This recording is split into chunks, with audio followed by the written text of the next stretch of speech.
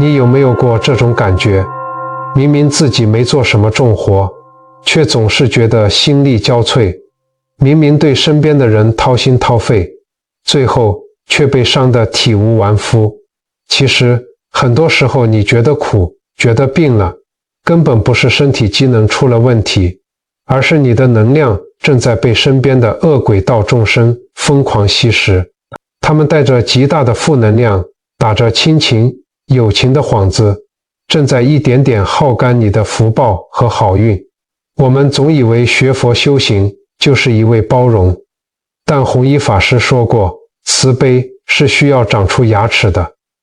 当善良没有底线，你就会沦为恶人造业的温床。今天我就把压箱宝的识人智慧倾囊相授，我会带你认清5种藏不住的恶人面相，并教你如何修炼出一双金刚慧眼。只要中了一项，听我一句劝，赶紧远离。这不是开玩笑，这是为了保护你的清净磁场，更是为了保命。我们要讲的核心观念其实就4个字：相由心生。佛经里常说，一切唯心造。一个人的起心动念是骗不了人的，它会真真切切地刻在你的脸上，融进你的骨血里。那些骨子里坏的人，他们的心是不安定的，是随时随地都在算计的。这种算计藏在心里，但一定会露在皮相上。在经典中有提到，心若不安，神则四散。一个整天想着算计别人、琢磨坏事的人，他的心神是永远无法安宁的。大家想一想，你晚上睡觉，心里坦荡荡，倒头就睡。那个满肚子坏水的人呢？他躺在床上，还在想怎么把这笔钱黑下来，那个谎怎么圆过去，明天怎么防着别人报复。这叫什么？这叫无明妄动，这叫业火焚心。时间长了，他的心性被耗干了，贪嗔痴的毒火就会烧起来，扰乱他的神智，扭曲他的五官。所以你会发现，很多作恶多端的人，到了中年以后，面相都会变得非常刻薄、狰狞，或者透着一股子阴冷。这不是岁月的痕迹，这是业力的刻印。他们眼里看到的不是人，而是猎物，是利益，是能够填补他们内心无尽黑洞的耗材。这就是为什么你对他再好，他也感受不到温暖，因为他的心早就被贪婪和嗔恨给塞满了，一滴甘露都滴不进去。这就像我们常说的恶鬼道。有些人明明活在人间，有吃有喝，但他们的心态就是个恶鬼。他们永远觉得匮乏，永远觉得别人都欠他的，全世界都对不起他。你帮他，他觉得你另有所图；你不帮他，他觉得你落井下石。跟这种人相处，你不是在交朋友，你是在以身饲虎。冬天你把他揣在怀里暖着，等春天到了，他醒过来的第一件事就是反咬你一口。因为在他的逻辑里，你的优秀就是对他的侮辱，你的善良就是对他的施舍。他活着的动力就是把你拉下来，踩在泥里，这样他心里才平衡。这就是佛法里讲的我执到了极点，彻底迷失了本性。看透了这一层，你就不会再去问凭什么？凭什么这种坏人能活得那么潇洒？凭什么他们算计人还能活蹦乱跳？各位稍安勿躁，老天爷从来没有瞎眼，因果报应真实不虚，而且它就写在他的身体里，刻在他的命运轨迹上。他的每一个恶念都在给自己累积无间地狱的砖瓦。我们不需要去报复，因为他的业力迟早会将他吞噬。我们唯一要做的就是认出他们，然后果断地转身离开。接下来我们就来细细拆解这5种藏不住的恶人相貌到底是长什么样子。我们就先从最隐蔽但也最致命的第1种特征开始说起。各位朋友，接下来我要讲的这3种特征杀伤力极大，他们可能就潜伏在你的身边，戴着友善的面具，甚至是你最亲近的人。我们这就来揭开这第1种特征，这一条最隐蔽，但也最致命。我们管它叫眼神飘忽，暗藏算计。大家回想一下，有时候你跟一个人说话，他表面上在听，脸上甚至还带着笑，但你仔细看他的眼睛，他的眼珠子是定的吗？不是的，他的眼神是飘忽的，像水面上的浮萍，忽左忽右，从来不敢正眼看你超过3秒钟。更可怕的是什么？是当他思考利益得失的时候，那个眼珠子会瞬间转得飞快，甚至有时候你会看到他的眼白特别多，眼黑特别少，不经意间露出一股子寒光。佛法里常说，眼睛是心灵的窗户，一个人的眼神正不正，代表他的心念正不正。这种眼神飘忽，甚至露白眼的人，说明什么？说明他心神不定，被贪念的邪火给控制了。在佛教经典本生经里，有一个非常有名的公案，叫假装入定的老野猫。说是在一条河边，有一只非常狡猾的老猫，它老了，抓不到老鼠了，于是他就想了个恶毒的办法。他每天早上跑到河边，单脚站立，双手合十，闭着眼睛面向太阳，装作一副已经得道的高僧模样。那些单纯的老鼠们一看，哎呀，这是一只神圣的修行猫啊，于是每天排着队来向它顶礼膜拜。可是这只老猫真的在修行吗？根本没有，它闭着的眼睛总是偷偷睁开一条缝，眼白翻着，死死盯着那群老鼠。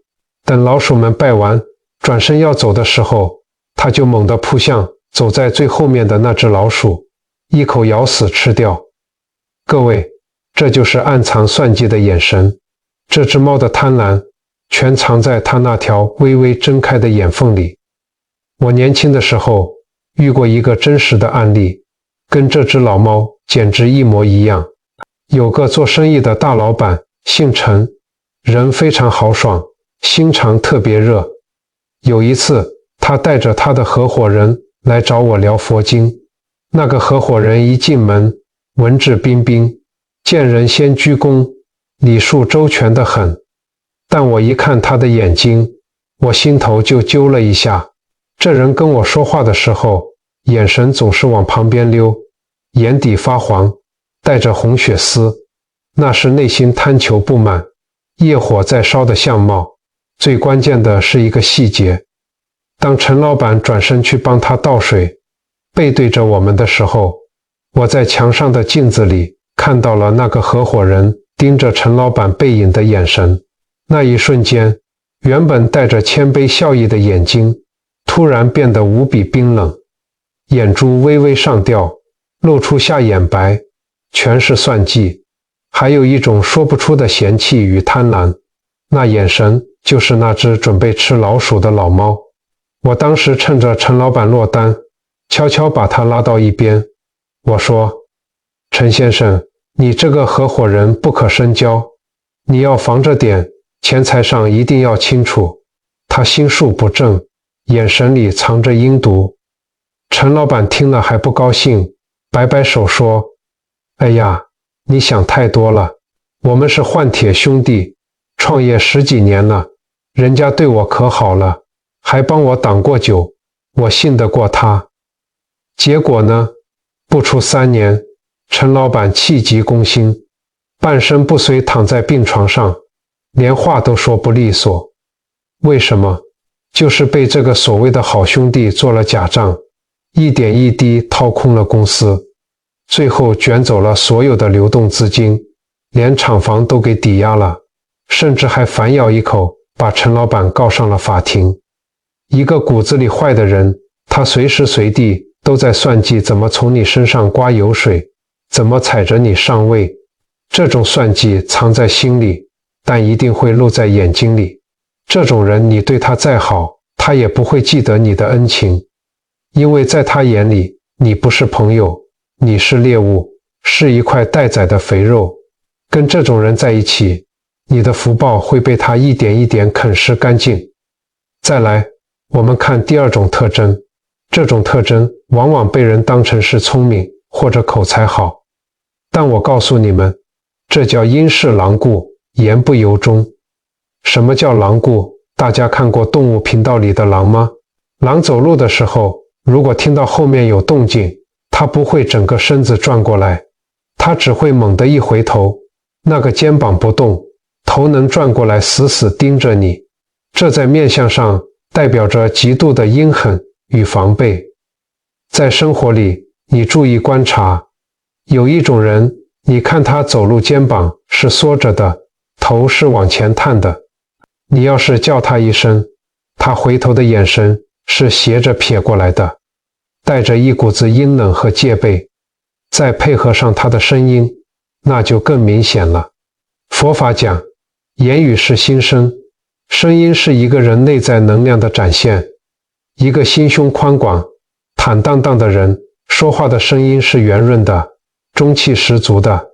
但如果一个人的声音听起来像破锣一样刺耳，带着破音，或者是说话总是从牙缝里往外挤，气流短促，这说明什么？说明他内心刻薄，他的气机是紧绷的，他心里有鬼。佛教里有个著名的公案，有两个苦行僧一起在森林里赶路，走在前面的和尚突然看到路边掉了一枚金币，他心生贪念，趁着后面的和尚没注意，一把捡起来，偷偷塞进了自己的袈裟里。原本这两个人是一路走一路说笑的，但自从那个和尚把金币藏在身上之后，一切都变了。只要风一吹，树叶一响，他就像狼一样，猛地缩起肩膀回头看，以为有人要来抢他的金币。后面那个和尚问他话，他的声音也变了，变得又尖又虚，结结巴巴，言不由衷。这就是做了亏心事，造了恶业，身体的能量场瞬间就扭曲了。还有一种更隐蔽的，就是假意的赞美。他嘴上夸你，哎呀，你真厉害，你真棒，但那个声音是飘的，是虚的，甚至尾音带着一丝嘲讽。这就是典型的笑面虎。这种人最擅长什么？最擅长捧杀。他当面把你捧上天，让你飘飘然，让你觉得他是知音。等你对他毫无防备，把后背露给他的时候，他手里那把刀子扎的可是真的深。我有一位朋友是个忠厚老实的教书先生，一辈子兢兢业业，攒了点养老钱，就是被这么一个声音好听，整天喊他大哥的人给坑了。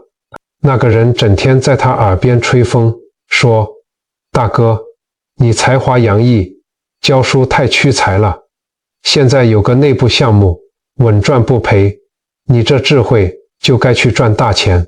那声音多诚恳啊，听得老先生心里热乎乎的。结果呢，那是把他往火坑里推啊。老先生把毕生的养老金都拿出来了，等人跳下去了，那个好兄弟在岸上拍手笑，钱到手了，人就消失得无影无踪。老先生最后气得得了重病。为什么？被这种阴毒的声音欺骗，那口闷气直接伤透了五脏六腑。所以听人说话，不要只听内容，要听那个气虚了，心就不对了，心不对了，人就坏了。接下来是第三种，这种特征杀伤力最巨大，而且往往是你最亲近的人，我称之为恩将仇报，反骨天生。你对他好1000次，他觉得是应该的。你只要有一次没顺着他的意，或者没满足他的要求，他能把你恨进骨头里。这在佛教里是极重的嗔恨心与愚痴。本生经里记载过这样一个故事，有一个樵夫在山里迷了路，不小心掉进了一个深渊里，眼看着就要饿死了。这时，一只善良的巨熊发现了他，这只熊不仅把他救了上来，还找来野果给他吃，甚至用自己的身体给樵夫取暖。樵夫千恩万谢地说：“你救了我的命，我一辈子也不会忘记你的恩情。”可是，当樵夫走出森林，遇到国王的猎人部队时，猎人说：“谁能找到那只巨熊，国王重重有赏。”这个樵夫的眼睛瞬间就红了，贪念战胜了良知，他立刻带着猎人指认了巨熊的藏身之处。当巨熊被抓住的时候，他流下了眼泪，那不是害怕死亡的眼泪，而是对人性的凉薄感到无尽的悲哀。各位，别以为这只是神话故事，我跟你讲个真实的案例，我至今想起来都觉得心痛。当时有个大姐，50来岁，家里是做船产的，非常有钱，我们叫她王姐。王姐来找我的时候，肚子胀得很大，人瘦得像把柴火，脸色青黑，病情已经非常严重了，那是极度的怨怒之气积攒在体内散不掉的结果。我问她：“你心里有个天大的结，那个结要是解不开，神仙下凡也救不了你。”他一听这话，眼泪哗哗地往下流。他说他就是被人害的，害他的是谁？是他资助了整整20年的一个闺蜜。王姐心善，年轻时候生意做得顺，看到邻居家妹妹日子过得苦，丈夫好赌，孩子没钱上学，她心一软就伸了把手，这一伸手就是20年。王姐不仅帮那个闺蜜还了赌债，还出钱给她孩子上学，甚至把自己公司里的业务分给她做，让她也能体面地活着。那个闺蜜呢，在王姐面前那是低眉顺眼，姐姐长姐姐短，每天变着法子给王姐炖汤，比亲妹妹还亲。但是王姐后来回忆说，有时候她转身的一瞬间，能在镜子里看到那个闺蜜盯着她的眼神，那个眼神不是感激，是冷，是嫉妒，甚至带着一种恨意。为什么会恨？因为王姐太完美了，太幸福了，太有钱了，而那个闺蜜骨子里有一种极度的自卑和扭曲的自尊。在心理学上，这叫相对剥夺感；在佛法里，这叫我执产生的业火。她觉得王姐的每一次施舍都是在打她的脸，都在提醒她，你是个废物。她不恨那些不帮她的人，她反而恨这个帮了她最多的人。后来王姐的公司遇到了危机，资金链断了，急需一笔钱周转。这时候，那个闺蜜手里已经靠着王姐给的资源赚了不少钱。王姐就想，咱们几十年的交情，我现在落难了，你借我一点周转一下，不过分吧？结果呢，那闺蜜不仅1分钱没借，还到处散播谣言，说王姐的公司是空壳子，甚至偷偷把王姐公司的客户名单卖给了竞争对手。这一刀扎得太深了，王姐不是心疼钱，她是心寒啊！她怎么都想不通，自己养了一条蛇，这一养就是20年。当王姐去质问那个闺蜜的时候，那闺蜜终于撕下了伪装，她指着王姐的鼻子骂：“你以为你是谁？你就是想炫耀你有钱，你就是想让我给你当一辈子下人，我恨死你了。”那一刻，王姐气得当场吐血，这口血吐出来，身体的防御系统就彻底垮了。我听完这个故事，长叹了一口气。那个闺蜜，典型就是骨子里坏，在她的世界里，你的优秀就是对她的侮辱，你的善良就是对她的施舍，她活着的动力就是把你拉下来踩在泥里，这样她心里才平衡。这就叫升米恩，斗米仇，给一点是恩人，给多了反而成了仇人。这种人骨子里的逻辑是扭曲的，全世界都欠他的。你帮他，他觉得你有所图；你不帮他，他觉得你在害他。跟这种人相处，你就是在养一条毒蛇。所以我才一再强调，遇到这样的人绝对不能深交，因为他们的破坏力是毁灭性的。他们会用你对他的善良作为攻击你的武器，你越心软，你被消耗的就越彻底。各位朋友，我们接着来看第4种特征。这种人现在满大街都是，大家一定要擦亮眼睛，这叫势利刻薄、见风转舵。我们常说鼻子代表一个人的自我和中年运势，人的鼻子哪怕不高，只要是有点肉的，看着厚实，这代表心宽，能容人。但是有一种面相，鼻梁骨凸起，鼻头尖得像鹰嘴，或者是鼻翼两边根本没肉，薄薄的一层皮，再配上2片薄薄的嘴唇，在佛法和相学里，这代表什么？代表刻薄寡恩，代表这个人的心里没有半点慈悲与厚道。这种人骨子里坏在哪里？坏在势利这2个字。在他的眼睛里，世界上只有2种人，一种是有利用价值的人，一种是没有价值的垃圾。你得势的时候，他能跪下来给你擦鞋，嘴里的好话能把你捧上天，表现得比谁都忠诚。但你千万别被这种假象给骗了，一旦你失势了，或者你对他没用了，他翻脸比翻书还快。他不光是离开你，他还要狠狠踩上你一脚，来向他的新主子表忠心。这让我想起佛教经典里善世太子与恶世太子的公案。古时候有2兄弟出海寻宝，哥哥叫善世，弟弟叫恶世。哥哥一路广结善缘，终于找到了稀世珍宝。回程的时候，2兄弟遇到海难，哥哥在危急时刻把唯一的救命木板让给了弟弟，甚至一路护着他。可是当他们漂流到荒岛，哥哥因为太累睡着的时候，这个弟弟心里的贪念竟然大爆发。弟弟心想，如果哥哥活着，这财宝我就得跟他平分。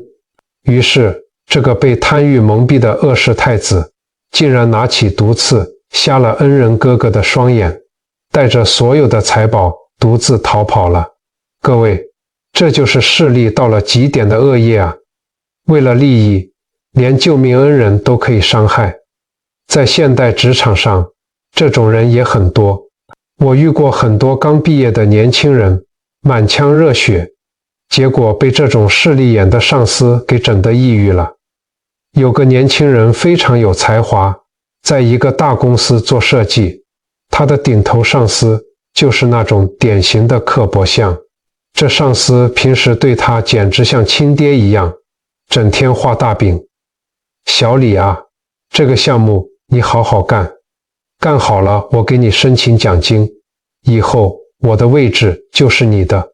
年轻人感动得不行，没日没夜的加班，把身体都熬坏了，终于做出了完美的方案。结果呢，方案报上去，署名全是那个上司的，年轻人的名字连个边都沾不上，更别提他在公司里还处处被刁难。等到发奖金的时候，上司怎么说？他拍拍年轻人的肩膀说：哎呀，小李，这次上面名额有限，你还年轻，以后机会多的是，这次就当是给你个锻炼。转身甚至还在老板面前当抓耙子，说这年轻人团队意识差。这种话你们听了耳熟不耳熟？这就叫踩着别人的尸体往上爬。在他的价值观里，只要能往上爬，踩死几只蚂蚁算什么？但各位要知道，因果是不用老天爷出手的。这种人欲望极强，急功近利，内心缺乏定力与仁爱，他的心神永远是乱的。所以你会发现，这种人到了晚年，通常下场都很惨，要么众叛亲离，没人理他，要么就是业力反噬，生大病。这就是佛法说的德不配位，必有灾殃。他透支了太多的福报，最后全报应在自己身上。最后一种也是最容易被忽视，但危害最长远的一种，我叫它满身怨气，吸食能量。你们身边有没有这种人？你只要一见到他，就感觉天都阴了。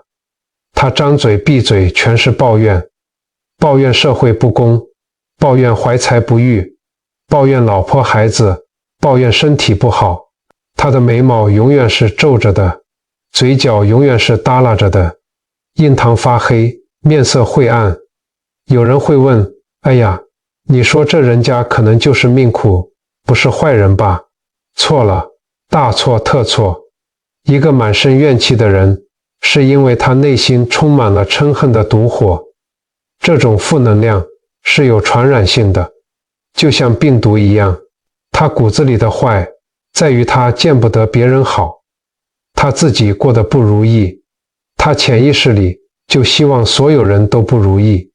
你高兴的时候，他非要泼你一盆冷水；你成功的时候，他非要酸溜溜地说几句风凉话。这在佛教里叫什么？这叫阿修罗道的众生。佛经里记载，阿修罗王明明拥有跟天人一样的福报，有吃有喝，但他就是不快乐。为什么？因为他充满了嫉妒与嗔恨，他嫉妒天地的威德，每天满腹牢骚，最后甚至发动战争，带着阿修罗众去攻打天界，结果被打得遍体鳞伤，躲在藕丝孔里受苦。这就是怨气带来的自我毁灭。这种人就是能量吸血鬼。这就好比你手机的电池明明是满的，但后台有个耗电的软件一直在偷偷耗电。你的福报和精力就是这样不知不觉被耗光的。你跟他在一起，你会觉得特别累，特别压抑。你的清净磁场会被他一点点吸干，时间久了，你也会变得爱抱怨，变得消极，变得倒霉。这就要说起我的另一位男性朋友了。他得了严重的胃溃疡，怎么治都反复发作。我就问他家里的情况，这才知道他老婆就是个怨妇，每天回家不是骂孩子，就是骂公婆，要么就抱怨自己命苦。这个男病人不想吵架，就硬忍着。各位，佛法讲嗔恨心是火烧功德林，他在外面受了气还好发泄，回家受的可是日积月累的窝囊气啊。他老婆那种负能量的语言就像一把把小刀子，天长日久，把他的胃黏膜刮得千疮百孔。人类大脑里有一种神经元叫镜像神经元，你会不自觉地模仿对方的情绪。他皱眉，你跟着皱眉；他叹气，你听着心里也堵得慌。时间一长，你的免疫系统就会被这种负面的业力频率给彻底破坏。它坏在哪里？坏在他试图把你拉进他那个黑暗的泥潭里，陪他一起烂掉。他不允许你发光，因为你的光会刺痛他的阴暗。好了，这5种特征讲完了。犹疑的眼，刻薄的身，反骨的相，势利的心，满身的怨。诸位听懂了吗？这不仅仅是在看人，这是在看业力，看因果。各位，听完这5种特征，你心里是不是已经浮现了某张脸？先别急着生气，做个深呼吸，不要把他的负能量带到这一刻。很多人心里不平衡，说坏人怎么还活蹦乱跳的？我可以负责任地告诉大家，因果报应真实不虚。那个搞强拆起家的恶霸，欺男霸女，50岁那年正如日中天，在酒桌上因为一点小事把服务生骂得狗血淋头，还要动手打人。就在他抬手的那一瞬间，无名火冲顶，脑干出血，整个人像木头一样直挺挺往后倒。命是救回来了，但成了高位截瘫，脖子以下全动不了。老婆孩子拿着钱跑了，把他扔给护工。他躺在病床上，曾经那双凶神恶煞的眼睛，只剩下恐惧和绝望。这就是现世报啊，这就是他一辈子积攒的戾气，最后给了他致命一击。善恶之报，如影随形，不是不报，时候未到。你的每一个善念，都是在为自己打造金刚护体，你的每一个恶念，都是在给自己灌毒药。各位朋友，前面我们讲了这5种会严重消耗我们福报与能量的恶缘，但很多人在后台问我，你说的对，但如果这些人是我的亲戚，是我的直属主管，我躲不掉啊，我总不能为了避开他们，连工作都不要了，连年都不回家过了吧？问得好，这就是现实。这世上有一种无奈，叫冤家路窄，既然躲不掉，那咱们就得学会怎么处理。这不是让你去同流合污，更不是让你变得跟他们一样阴险，而是教你在心里画一道结界。佛法里有一个极高的境界，叫八风吹不动。今天我就教大家3招，如何在充满恶缘的环境里修炼出一层百毒不侵的清净磁场。这第1招叫收敛光芒，修炼忍辱。你们记住，骨子里被嫉妒蒙蔽的人，最恨别人比他优秀。你的光芒在他们眼里就是业火，所以在这些无名众生面前，千万别逞能显摆。这在佛法里叫忍辱波罗蜜。我遇过一个才华洋溢的年轻人，刚进公司不懂事，开会总抢着出点子，结果被心胸狭隘的主管处处刁难，脏活累活全扔给他，折磨得他痛苦失眠。我跟他说，你的处世智慧里缺了一味药，叫装傻。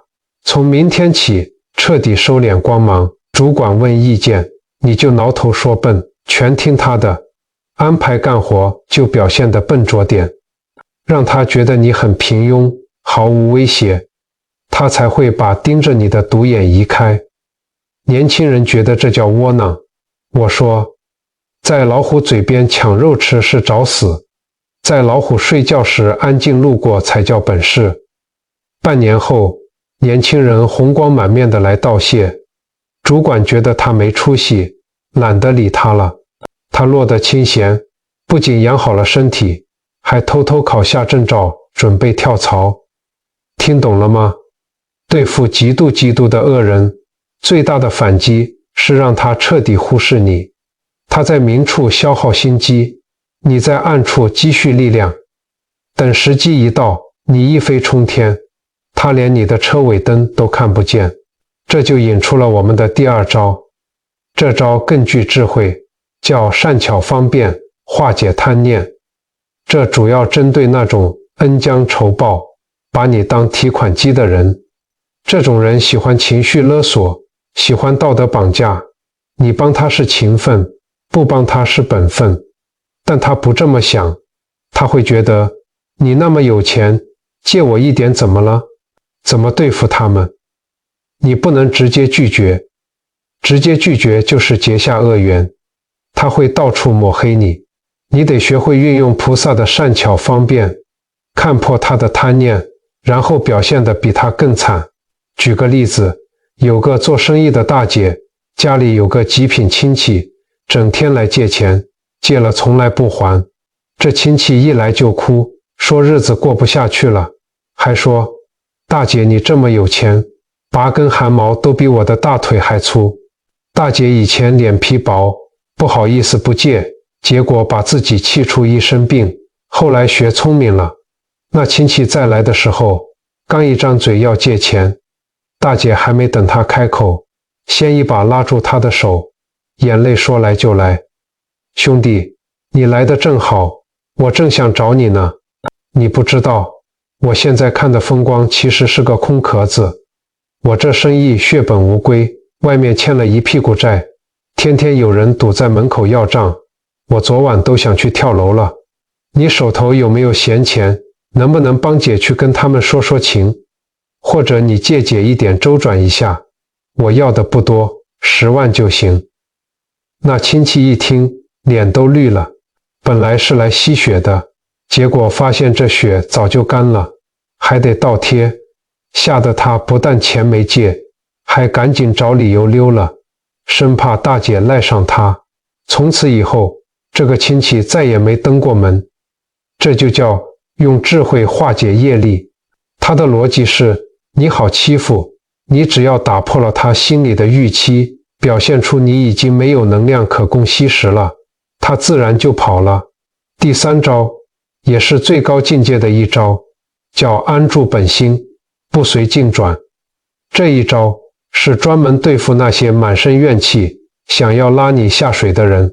这种人跟你抱怨，不是为了解决问题，而是为了发泄情绪的毒素。如果你跟着他一起生气，一起吐槽，那你就中招了。这在佛法里讲叫随境生心，你的磁场就会跟他产生共振，业力就被牵引了。所以当这种人在你面前喋喋不休的时候，你要做一个动作，舍抵善恶，专注呼吸。这既是养生守气的功夫，也是佛法中收摄心神的要诀。你在心里默念，他在排毒，我是一面镜子。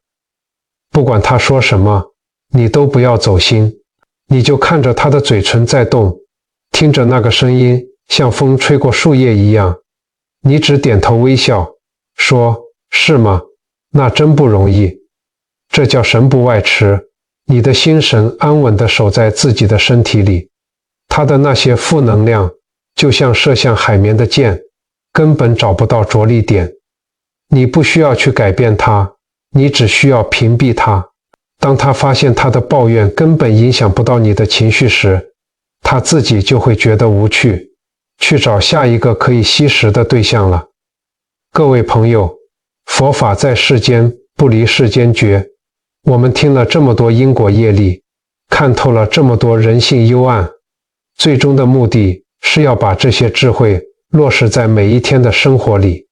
很多年轻人现在流行讲断舍离，把家里不穿的旧衣服、不用的旧锅碗瓢盆全扔了，觉得这样就是清净。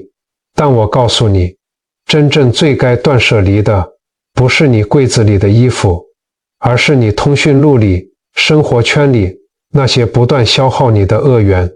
把那些眼露凶光、言不由衷、恩将仇报、满身怨气的人请出你的生命，你会发现你的天一下子就亮了，你的呼吸都顺畅了，这比吃什么珍贵的补品都管用。为了帮助大家建立起一层强大的正能量磁场，今天我给大家准备了3个微小行动清单，不用花钱，也不用花很多时间，你今天看完这支影片，立刻就能做。第一个行动，睡前3分钟的观心法。我们每天出门接触各式各样的人，身上难免会沾染到别人的负能量与浊气。每天晚上睡觉前，给自己3分钟的时间，把手机放下，闭上眼睛，安静地坐着，想象有一道温暖而清澈的泉水，从你的头顶慢慢流下来，流过你的脸颊、肩膀、胸口，最后从脚底流出去。把今天白天听到的抱怨、受到的委屈、遇到的烂人烂事，全部顺着这道泉水洗刷干净。在心里默念：今日之恶缘，今日已了，我的心依旧清净光明。带着这份干净的磁场入睡，你的元气才能真正得到修复。第二个行动，每日一句的语言布施。语言是有能量的，也是有因果的。你每天抱怨，你就是在给自己下诅咒；你每天赞美，你就是在给自己种福田。从明天开始，试着每天对身边的人说一句真诚的好话。看到同事换了新发型，夸一句好看；家人为你煮了饭，真心的说一句感恩。哪怕是对路边的清洁人员说一声辛苦了，这都叫语言的布施。当你不断向外输出善意与正向的词汇时，你的身体就像是一个发射器，会把宇宙中同频率的好运和贵人通通吸引到你的身边来。第三个行动，眼中有光，心中有剑的慈悲观。这世界很复杂，有花有草，也有毒蛇猛兽。我们不能因为有毒蛇就不敢出门，更不能为了防毒蛇把自己也变成了毒蛇。遇到我前面说的那5种恶人，不要去憎恨他们，因为憎恨会把你拉到跟他们一样的层次。你要在心里拔出那把智慧之剑，果断地斩断与他们的连结。这叫慈悲生智慧，这叫慧剑斩情丝。保护好自己的清净心，不去沾惹无名众生的业力，这就是对自己最大的慈悲。各位朋友，人这一辈子最大的成功不是赚了多少钱，而是你身边聚了一群什么样的人。环境造就人，圈子决定命。我今天把这些真相捅破了，讲了这么多看似严厉，甚至有些不讨喜的话，就是因为我不忍心。我不忍心看到你们拿着辛苦赚来的钱去医院填那个无底洞。我不忍心看到你们因为识人不明，把自己气出一身的病。如果说那些伤害你、算计你的人是来考验你的逆增上缘，那我希望这部影片能成为你行走世间的护身符。我们要做一个眼中有光、心中有剑的人。眼中有光是看透了人性的黑暗之后，依然选择善良，依然选择热爱生活。心中有剑是有识别邪恶的智慧，有保护自己的手段。如果你觉得我今天讲的内容有道理，哪怕只有一句话触动了你，请你动动手指，在底下按赞并留言，留下一句善言，或者一句为家人祈福的话语。让我们用这成千上万条充满善意的留言，汇聚成一个强大的正能量磁场，去抵御世间的阴暗。也请把这部影片转发给你最在乎的朋友和家人，这或许就是对他们最好的一次保护。愿各位朋友往后余生眼明心亮，愿你身边全是贵人，远离一切恶缘。物随心转，境由心造。你若盛开，清风自来；你若金刚，百毒不侵。我是你的老朋友，那个总想让你少吃点苦，多长点智慧的修行人。如果你喜欢今天的内容，恳请你点击下方的订阅按钮，并开启小铃铛，这样你就不会错过我们每一次的心灵相聚。你的每一个订阅与分享，都是我们传递善念最大的动力。咱们下个影片不见不散。